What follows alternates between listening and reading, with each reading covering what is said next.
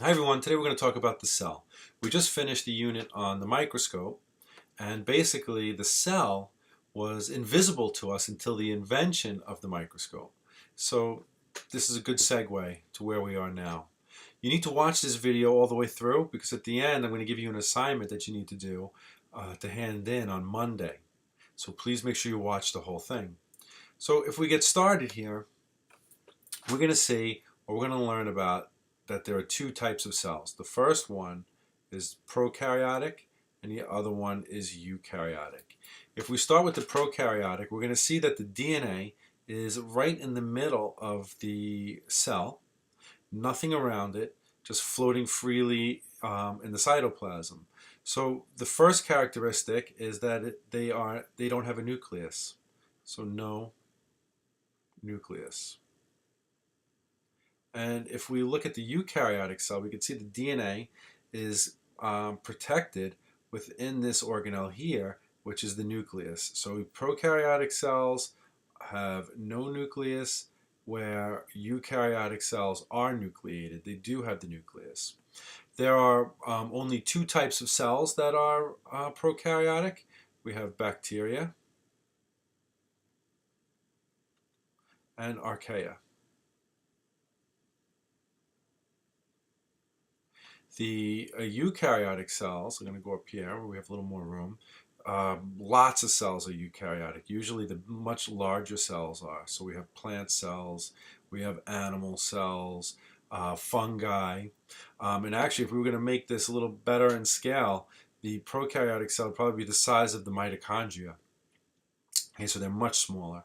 Um, so we're going to concentrate really on the eukaryotic cell because it's the eukaryotic cell that has lots of different organelles or small organs.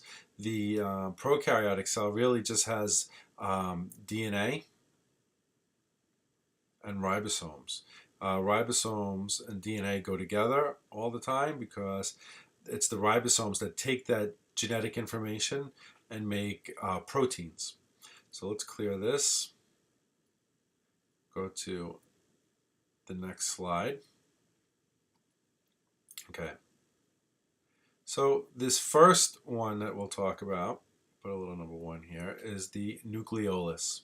The nucleolus is found in the center of the nucleus, and its job is to make ribosomes.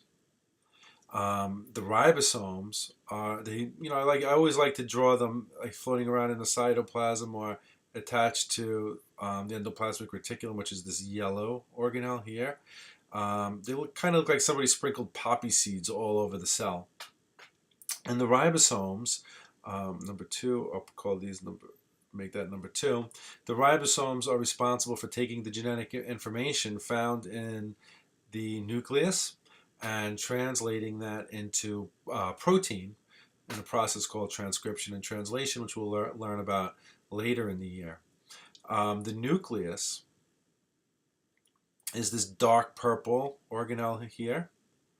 Okay, it keeps the DNA safe because without the nucleus and the DNA was just floating around inside this cell, it could get damaged. And once the DNA is damaged, that's it. It won't be able to make the correct protein. So it's a great advantage in eukaryotic cells to have a nucleus to protect the DNA. And speaking about transcription and translation, once the if we want to make a particular hormone, the DNA is going to make a copy of a segment of itself and send it out into the endoplasmic reticulum. And you can see that there are two types of endoplasmic reticulum. We have the rough here, and the reason why it's rough is because it's studded, or it has attached to it all these ribosomes and gives it the appearance of being rough. And the other endoplasmic reticulum is smooth, and it does not have the ribosomes on it. So the copy of DNA that leaves the nucleus is called messenger RNA, and that messenger RNA will travel through this endoplasmic reticulum. It's kind of like I like to say a roadway or highway, and it travels through, and it'll attach to a ribosome, and the ribosome will translate that genetic information into some type of protein. and then it's shipped over here to the Golgi apparatus. And the Golgi apparatus will fine-tune that protein, add whatever it needs to it before it ships it to other parts of the cell. The next thing that I'd like to talk about is the mitochondrion. All right, we'll label that one number 7. And the mitochondrion is responsible for making energy in the cell. And the energy is in the form of a molecule called ATP,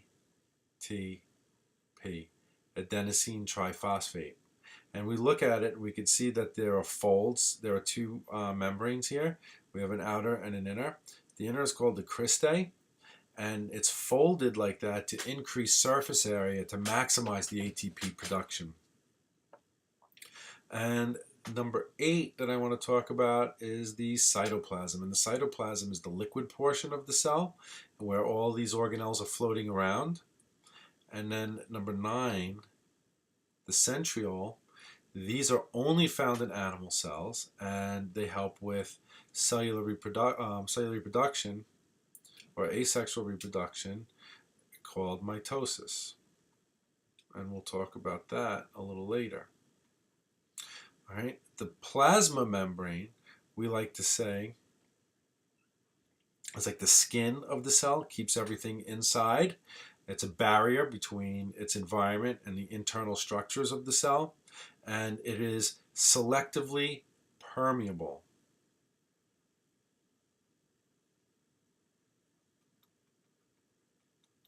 Now, somebody in class today or on Friday, permeable, told us what that means. So what I want you to do is I want you to look up why or how the plasma membrane is selectively permeable. There are 3 ways in which things could pass through this membrane. So I want to know what they are and what it means to be selectively permeable. So in class on Monday, I'm going to break you up into groups, and we're going to research plant cells, and we're going to dig a little deeper into these animal cells. So what I would do is replay this video if you can, and write down what I told you about these 10 organelles that I have labeled. I know I left 2 out, but that's okay. So I want you to write those down, come to class on Monday with that information and with a definition of selectively permeable and the 3 ways in which things can pass through the cell membrane. And thank you for watching, and I'll see you Monday.